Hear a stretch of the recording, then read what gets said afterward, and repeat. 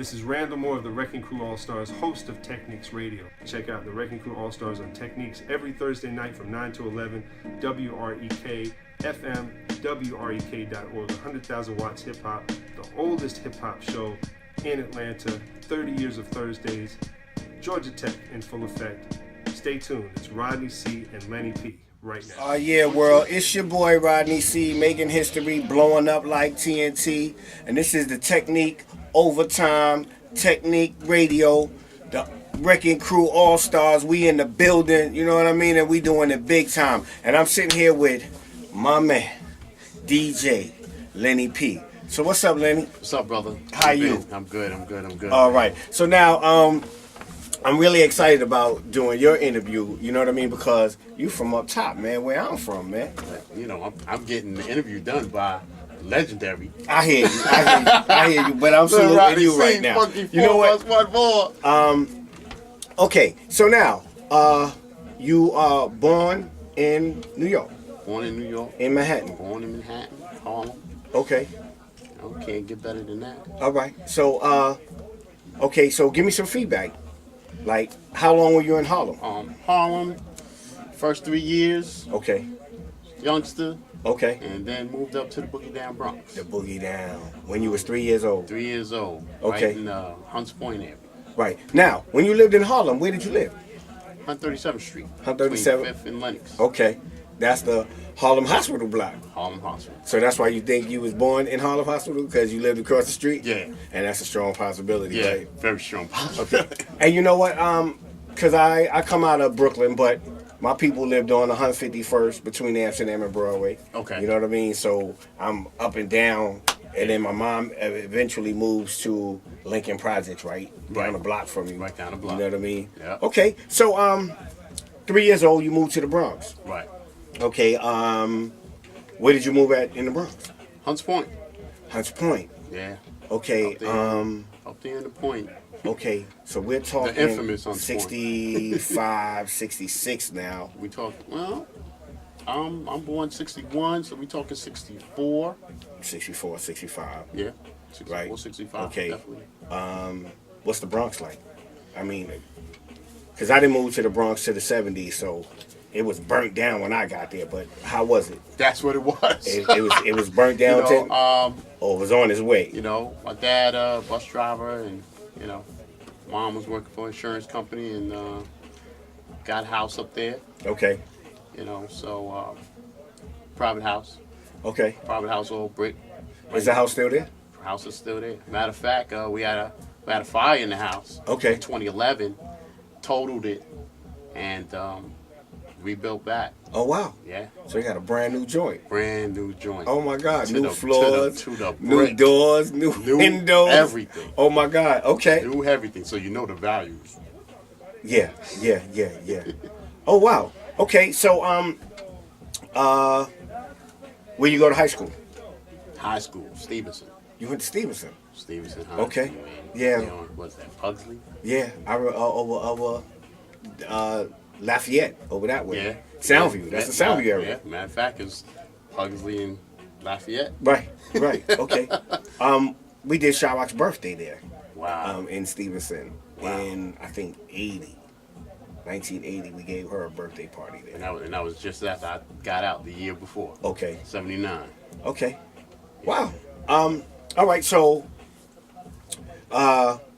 you're in the Bronx. Mm-hmm. How you get connected to hip hop or music? Because Well, actually, you're real eclectic. You're into a whole lot of stuff. So, let's just talk about how you get into music. really, it's funny. Hanging out with my cousins, I started off MCing. Okay. Before the 1 and 2. Okay. So I started out MCing, and my cousins over there in Jackson Projects, Jackson, Melrose. Okay. You know, that's right down the block from me. I'm 56. Okay. You know, so I was over there MCing in the park. Wow. And my cousin that was on the 1 and 2s, used to call him Little Rodney C. Say word. We used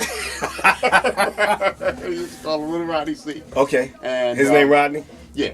And, Okay. And he was young, and the thing was, he was just as quick as Flash. Oh, get out of here. And But, you know, there's a lot of people who probably were, you know, behind the scenes that, I mean, because I know some dudes that was, getting it in as well. Yeah. Okay. So Little Rodney C, DJ Little Rodney C. Yeah. Okay, so don't get it twisted, because I'm MC and he's DJ. Okay. So why does he call us himself? Was it because of me, or that was just? I guess they just, because his name was Rodney and. Okay. Okay, that's cool. Yeah. That's cool. So, how do you make the transition from being an MC, rapping, to becoming a DJ? Like, when does that happen for you? Like, you know what, I want to do that. Kind of always was in there. Right. That kind of nucleus that's in a person. So here's my brother, and he's taking me, he's babysitting me, and I'm younger, and we're going to different little parties, whatever, that my aunt is having or his friend is having.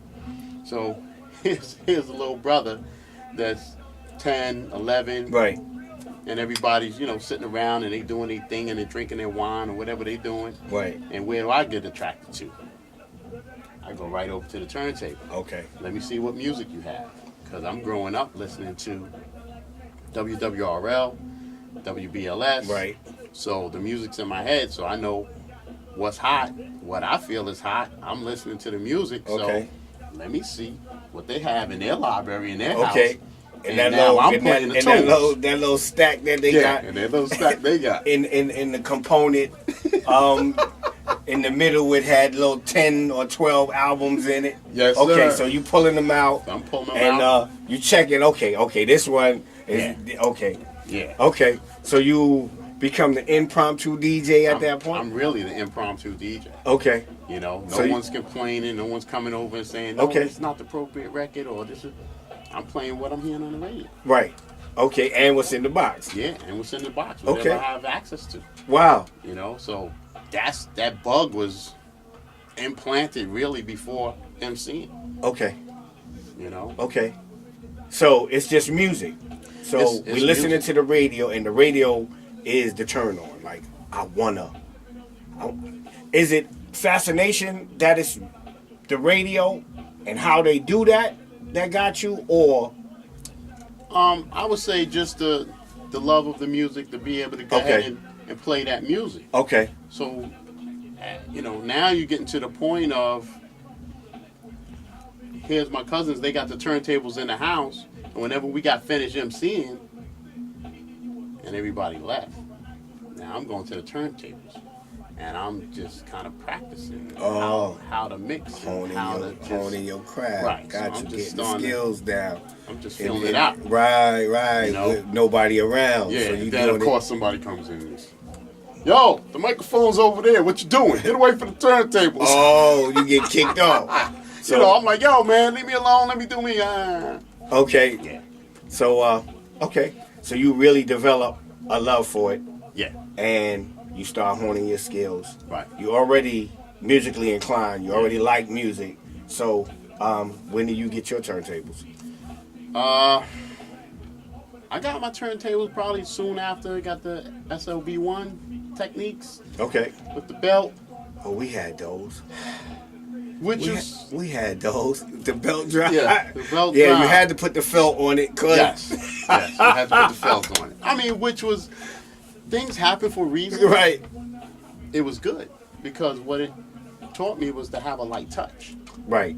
So if you couldn't, like the direct drive now, right. you just throw it. Nah, it teach you to have a light touch, because you had to. Because you had threw it. It's a. Right. Wow. So okay. So it was a plus, and got that, and really before that,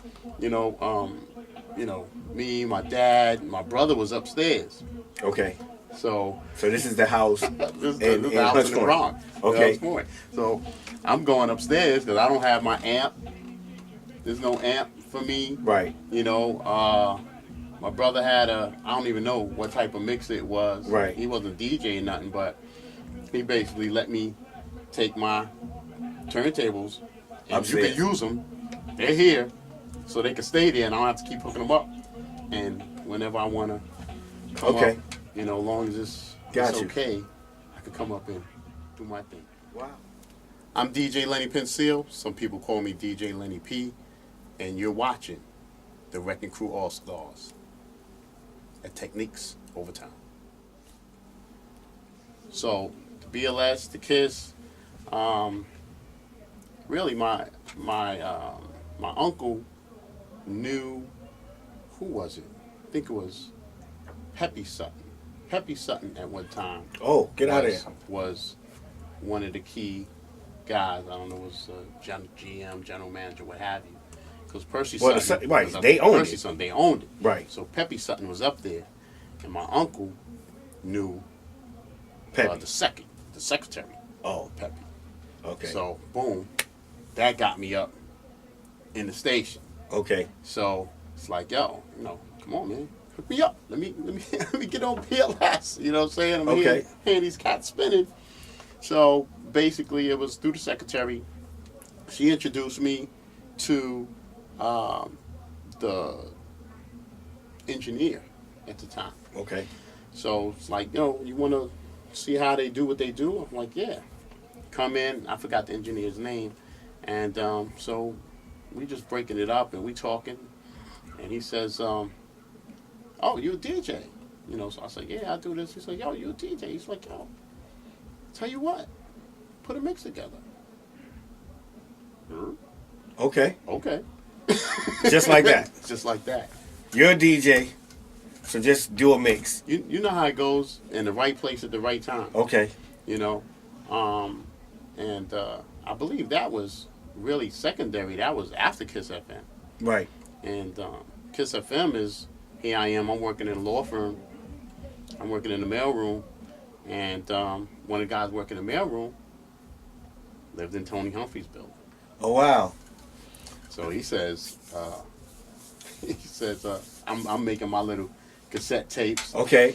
So he's like, yo, Lenny, let me get one of those tapes. But this ain't the first time. He's just constantly, yo, let me get one of those tapes, man. Let me get, yo, man, pay me, man. Give me something. Right. And this was work. He caught me. I'm doing hard work here. You know what I'm saying? Want it for free. You just want it. I'm like, yo, just give me my little, I think I was charging like $8. Okay. For a 90-minute cassette. Oh, that's all day. Brother. I'm like, can I get my $8?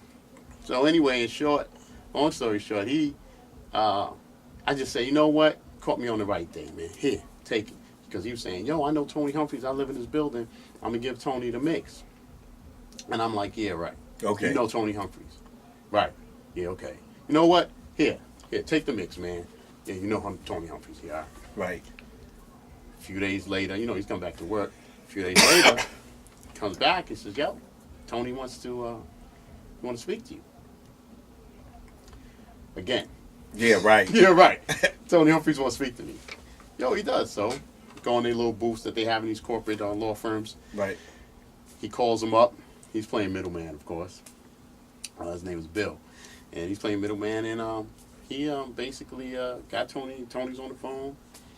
Me and Tony started talking. Like, yo. So Tony says, yo, I like the mix. I like what how you was doing what you was doing. He says, tell you what, make something for me. So I said, what do you want? He said, do whatever you want. I said, okay, cool. So I made a mix and gave it back to Bill. Your middleman. Middleman. He gives it back. He goes and gives it to Tony. Tony listened to it. And then Bill says again, yo, Tony wants to speak to you. Get on the phone with Tony. Tony's like, yo. He says, yo, man, I listened to the mix. The mix was hot, man. The mix was hot. Like, you did your thing. I'm like, yo, I'm glad you enjoyed it. He says, is one thing. He's like, I heard the sound effect that you used. I forgot what it was. I think it was like Cheech and Chong or something. Right. That I had over the top because, that's me. I always like to do silly stuff. Okay. And I had it over the top of one of the instrumental house records. And, club classics at that point. So, did that. And I said, yeah, man. He says, like, what is that? Like, can I get that? Like, that's hot. He trying to bite now. I said, well, I can't say that. I mean, he's already on the radio doing this thing. So I said, nah, well, this is what I kind of keep. I don't mind sharing music. I said, but when it comes to sound effects, I get a little tight because this what keeps me different from everybody else. Right. He says, you know what, I can respect that. He says, I got one more question for you. I said, what's that? He says, you was playing, and you started low, and you was building energy, and just before you got to, to the top, the tape ended. Pop! And you just dropped it cold. Like, it was it. It was over. Like, before the peak. Right. So he's like, why did you do that? I said, so you could want more.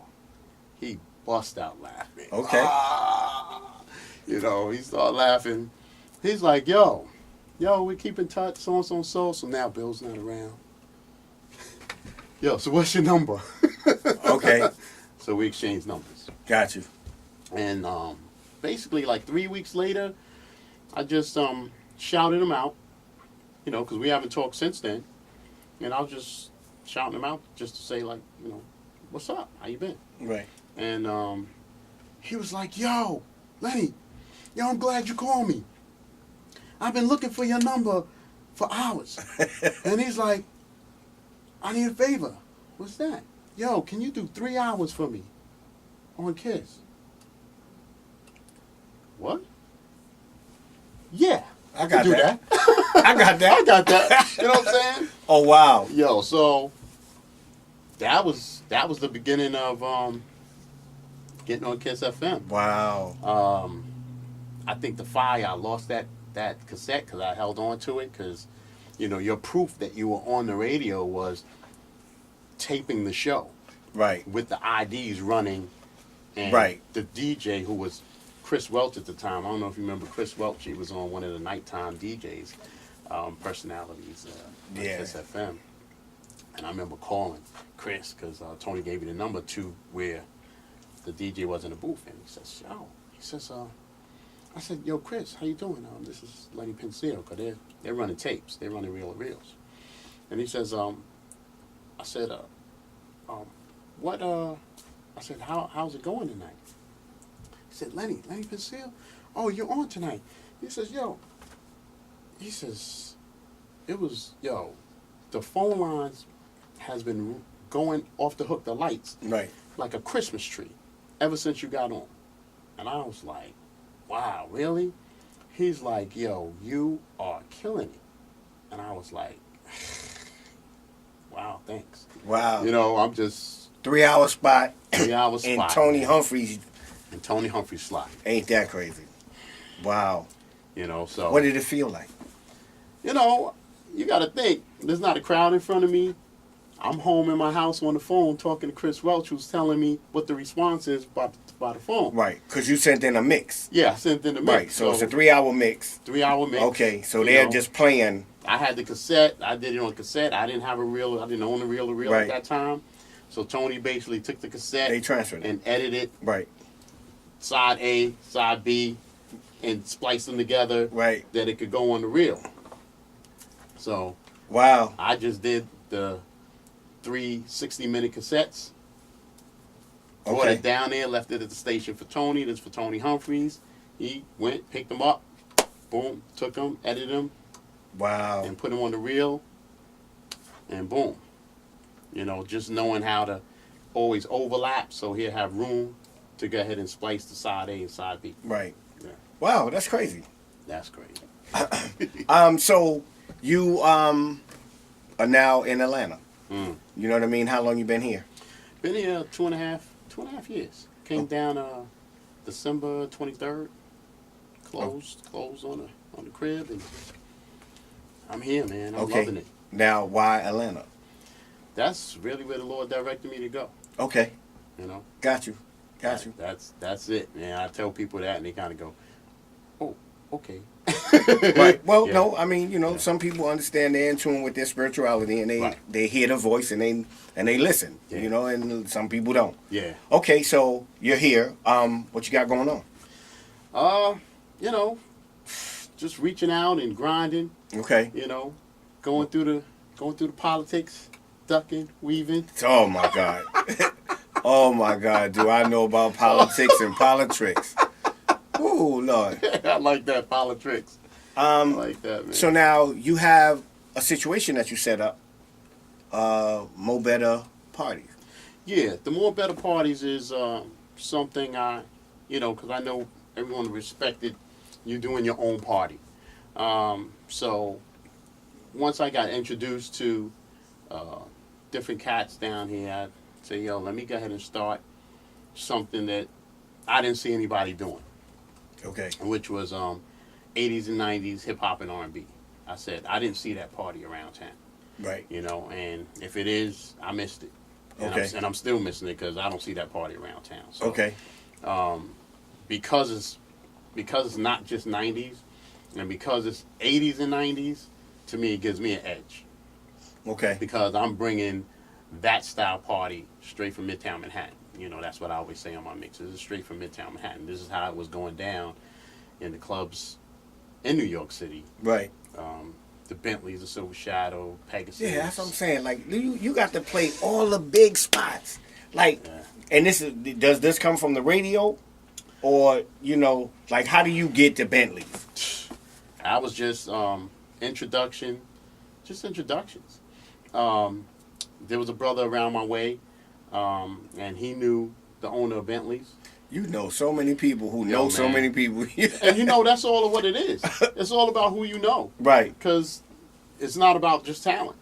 Right. Here's a bunch of guys with talent. And then here's a bunch of guys with talent. Or here's a couple of guys with talent. They know a couple of people. Right. And those are the people who get put on. And I guess for us, we just had talent, but we ain't know nobody. Yeah. You know what I mean? And I think our story is the total opposite. And, this is how we get caught up in the politics or the politricks.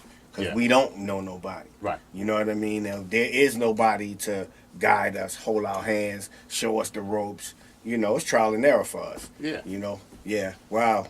I mean, that was me just grinding. Grinding down here, grinding then. Right. He introduced me to the owner of Bentleys. Here's a short story. Owner of Bentleys. So, Bentleys is the baby, and then they opened the Silver Shadow on 57th Street. So now I already know Sugar Daddy, Kevin Woodley. I already know him from the days of when he's playing in Labs. Oh, my God. just spoke to him the other day. Wow. How's he doing? He's good. Okay. He's good. Matter of fact, right now he's up in Martha's Vineyard, man, just relaxing and chilling. Okay. Taking a little break. All right. So I already knew him, and now I'm being reintroduced to him again. And but the owner, Steven Giuliano, they opened, they had Midtown on lock. Right. You're talking about his father had the Copa, he had Bentleys, they had Silver Shadow, they had the Red Parrot. Oh, wow. And they had the Down Under. Okay. Midtown was on lock. That's 5 joints right there. And you think about in Midtown Manhattan, right. New York City, they had it on lock. So basically, they opened the Silver Shadow, and last minute I said, yo, can I audition for the spot in the Silver Shadow? And it was kind of like, oh, yeah, Lenny, you can audition. So they already had it set up on how it was supposed to go, and they already pre-picked who they wanted, not thinking about me. I was like an afterthought. Right. So then after the 2 guys played, and they basically said, okay, my boy Derek Dixon was like, yo, you got it. And then it was like, for me, it was like, I was like, whoa, excuse me. I was like, what about me? Can I get a shot? Oh, yeah, Lenny, go ahead. You can play. So Steven, was he still there? Steven was still there. The manager of the club had left. Both of the DJs had left. So it's Sugar Daddy. So Sugar Daddy's putting up posters for an event that's coming up. Right. So he says, yo, Lenny, go ahead, play. So I mixed like 3 records. And he walked over. I remember his face. Like, he walked over to me like, whoa, stop. Hold on 1 second. Let me go get Steve, the owner. Right. He goes get Steve, comes back. Lenny, start over. Take it from the top. Start over. I mixed like 6 records. And they're both going. we messed up. It's like here we had somebody that could play that's right here with us the whole time. Right. And we went and got somebody else. Okay. You know, so Steve had basically, he was living up in Westchester. He's like, he dropped me off in the Bronx. I was like, Steve, I don't understand. You know what I'm saying? If I had the best audition, you said I had the best audition, why I'm not here? Politics. Politics. Politics. That's what it is, man. Wow. You know? Yeah, man. Yo, this was a in-depth interview, man. I learned a lot. Well, before we wrap it up, what was the vibe like doing, 80, 81, you doing house, you doing classic, what did you call it? Well, Club Classics. Right, Club Classics. Yeah. You know what I mean? So what was, what was that? Because we doing hip-hop. You know what I mean? We doing straight hip-hop. There's no real... Well, we have to do the R&B, and the disco, the big records, because, we didn't have any music at that time. So we're basically using everybody else's music. Right. But, what was it like, playing that kind of music? Because I seen that you played for an audience, damn near 4,000 people was there. Yeah. You know what I mean? Yeah, what was that like? That was dope. That was me and, I think it was me and Tommy Allen playing that night. Okay. I'll never forget that because one of my biggest crowds, as far as right in front of you. That was at Club Trafalgar Square out in Queens. Right. And so we were just Tommy play an hour, I play an hour. We just switching back and forth, and just that was crazy, man. Because the booth was up, so you're looking down and just a sea of people, man. That was a dope party. Yeah, dope yeah. Party, Wow, man. I could. Yeah. Dope party. Bam Productions never did that party. Yeah. Wow. That was dope. But that whole the house scene, I got introduced to the house scene, and basically I went to school in Tennessee State. Okay. So I went down there. My first gig, I was playing in this club called Mystiques in New York City. All right. So I was playing there for a short period of time, because then it was like, boom, time to go to school. Because I didn't go straight in. I stayed out a year. So then I went down there, and when I went down there, I met homeboys, of course, from New York. They was up at Fisk University, which was like about a 1.5 mile walk. Okay. They had this crew called the Big Apple Crew.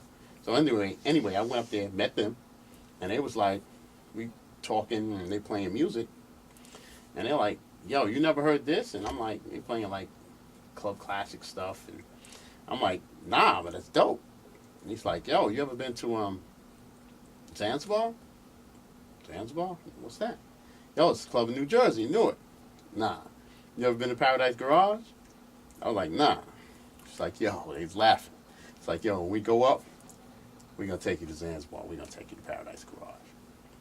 Went up there, Zanzibar, Richard Long sound system. You already know, crazy. Right. All I'm hearing is boom, boom, boom, boom. This is before Tony even got the Zan. This is Ted Patterson and Larry. Ted Patterson? No, Larry Patterson. And what's the other DJ? Got his name. But this was before Tony. So that's where I first got introduced to the club music. And then the next weekend it was Paradise Garage, Larry Levan, and that was it. Wow. Changed my life, bro. I hear you.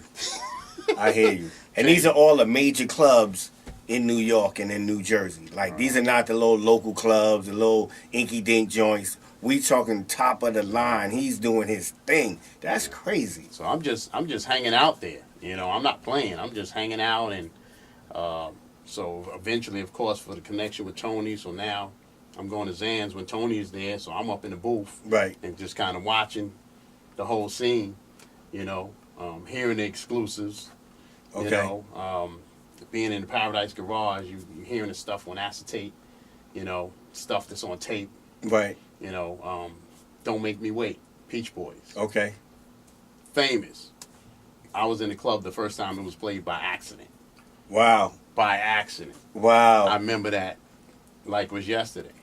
You know what I'm saying? I mean, just to be in the club and, This is like maybe about 9 o'clock in the morning. 9 o'clock in the morning. Yeah, because we party hard in New York. Come on, man. We don't be playing no games. 9 o'clock in the morning. It was like 9:30 in the morning. Mm-hmm. And people say, well, how do you know it was an accident? Because I'm turning and I'm looking up at the booth and I'm watching him panic. Like, oh, shoot. Like he thought something else was on the reel. Because it wasn't on record. It was just acapellas on the reel. And he's playing something. And then, boom, he hits the tape. And all you hear is, don't make me wait, don't make me wait. Don't make me wait another night. Tonight I'm gonna love you. Wow. The crowd is losing. Oh! And they start stomping. Boom, boom, boom, boom, boom, boom, boom, boom, boom, boom, boom. I'm looking in the booth, and he's like, oh, shoot, I wasn't supposed to play that. Grabs anything. Love is a message. Boom. Boom, doom, doom, doom, doom, doom, doom, doom. And then he runs the tape back now. So now it's like, that was a dope reaction. Plays it again. Crowd loses it. Again. You already know now. You definitely got a hit. This is the first time it was played. Right. So I was like, wow. Just to be in a club like that where the DJs is, so on top of their game. Right. So that helped groom me. Right. Learning how to play sets. Okay. How to take people on a journey was Larry Levan. Okay. How to set a mood was Larry Levan. Right. Smooth mixing, that was Tony Humphries. Okay. And David Morales, club classics. To me, he's one of the best at putting together. So you basically embodied all of these guys' techniques, and you the man now. No, I got a long way to go, bro. Okay. Okay, you being modest. He's being modest. It's okay. I'm trying to get across the water. Well, you'll get there. You'll get there. I was trying to get across the water. Wow. Well, yo, I don't know what to say. I mean, like, listen, this brother just dropped some jewels. Wow. Oh, my God. Man, this is, hey, I'm still grinding. I'm still doing what I do thanks to, coming down here, thanks to DJ Kemet. DJ Kemet is the first cat who really opened the door and put me on. Right. And told some other brothers like, yo, and but that's all it takes. And can't forget Ron Pullman. Right. So Ron Pullman, I played in the Eagle about 3 times already. Wow. So those two cats. Cool. Hey, yo, so I'm sitting here with my man DJ Lenny P. It's your boy Rodney C. We making history right now. All right? Techniques Overtime, Techniques Radio, the Wrecking Crew All-Stars. We in the building. We do it big. And we going to take 2 steps to the rear. We out of here. Peace. Yeah.